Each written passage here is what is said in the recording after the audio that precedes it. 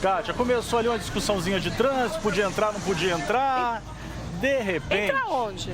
Queria fazer uma entrada aqui, o outro entrou e não fechou o carro. Olha lá, virou um ringue, ó, de novo. Gente, que é isso? A gente parece que viu no filme a cena. livre. Ó. Gente, tá na cara. Olha que é isso, cara. Ai, tira a camisa. Misericórdia. Gente, sabe o que parece que tem que fazer? Igual cachorro quando briga, que você joga água. Pra apartar. Olha, o outro pega o carrinho. Pega o carrinho do supermercado.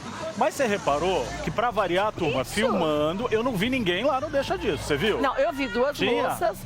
Mas também, eu vou te falar, em briga assim de murro, tinham as duas que foram lá junto mandando parar. Mas quem que vai se arriscar a colocar a mão e tomar uns também? Acho que tem que jogar água. Pelo menos igual nesse cachorro. Ajuda a bater. Briga de cachorro não se joga água, você não pode pôr a mão porque senão eles te mordem também, né?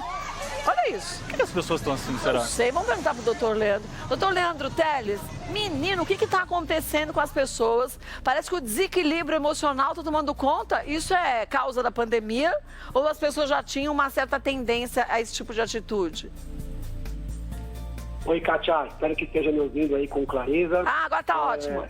Estou aqui no celular falando. Ficou melhor. Você viu, né, que coisa? Que é tudo no improviso. Tem que ser a vida normal, né? Vida normal. E são cenas lamentáveis, né? Muita impulsividade. As pessoas tomando uma reação desproporcional à ação, né? Essa dificuldade de controle do impulso, isso pode ter sido agravado, sim, pela pandemia. As pessoas estão mais à flor da pele, estão sem válvulas de escape, né? Muita gente está sem atividade, confinada. O medo também pode fazer com que as pessoas fiquem mais à flor da pele. E as pessoas ficam meio dicotômicas, né? Meio certo e errado. Eu tenho razão, então eu vou para cima. Eu vejo as pessoas realmente com um gatilho para uma reação exacerbada muito baixo. E isso acaba levando à agressão, e aí a outra pessoa passa a achar que tem razão, e isso gera essas cenas absolutamente lamentáveis. É uma ação que parece até meio animal, né? Não parece. Humana. Parece que há um encolhimento da racionalidade, da reflexão, do tempo de resposta e da proporção dessa resposta, né? Aí eu vejo essas cenas, e isso eu acho que tem muito a ver com a pandemia.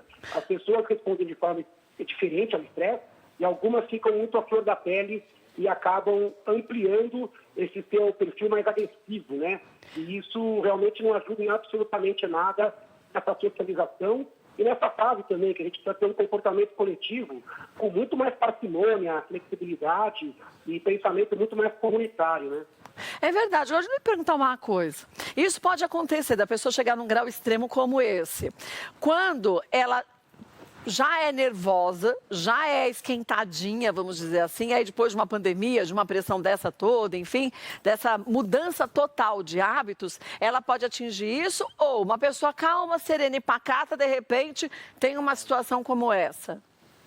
Essa pergunta sua é muito boa, Kátia. Na verdade, existe um risco maior para pessoas que já tiveram um antecedente, ou de agressividade, ou de impulsividade, ou até que portam uma personalidade um pouco mais bélica, mais reativa. A gente sabe que alguns transtornos déficit de atenção com hiperatividade, pessoas com desbalanços hormonais, pessoas com ansiedade, transtornos bipolares, podem ficar um pouco mais reagir de forma mais intensa. Então, essas pessoas com histórico, elas podem descompensar com mais facilidade na época da pandemia.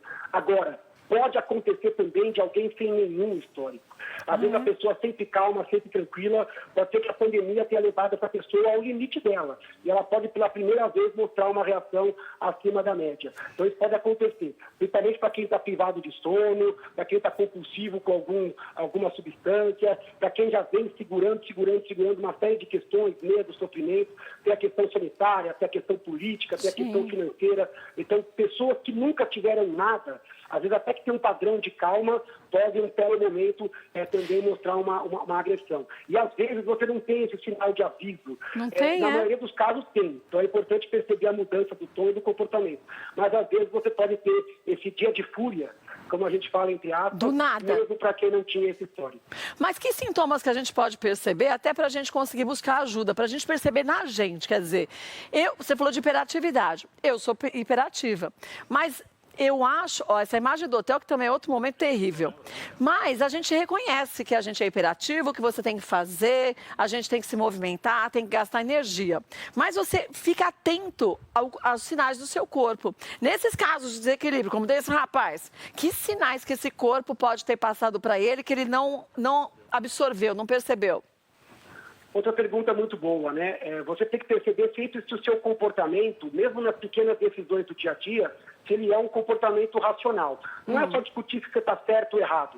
Isso vai nublar a sua consciência. Você tem que perguntar não se está certo ou errado, mas como se sua resposta é proporcional, é politicamente correta, é legal, é humana. Quer dizer, tudo isso é muito importante.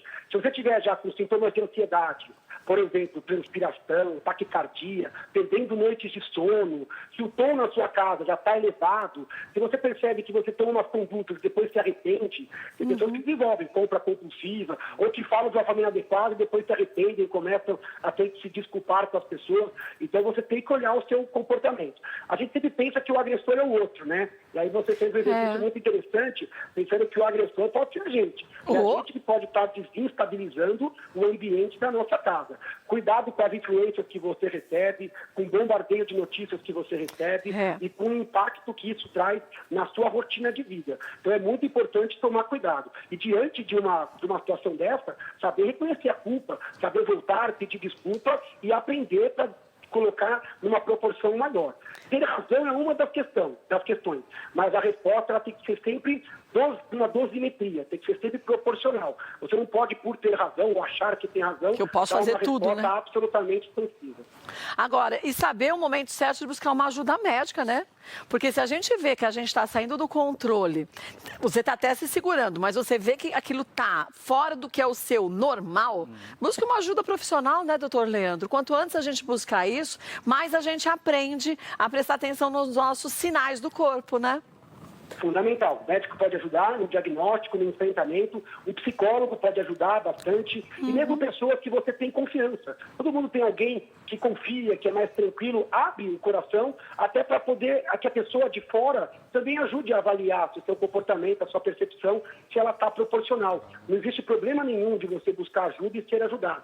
Agora, você bancar o seu comportamento a todo custo, sabendo que esse comportamento é exagerado, ou é agressivo, ou é politicamente incorreto, ou que possa trazer repercussões jurídicas e físicas, isso é muito complicado. Então é importante olhar para si, olhar para o outro, e o caminho do tratamento é o caminho do psicólogo e do médico, que é quem estuda e tem expertise para te auxiliar.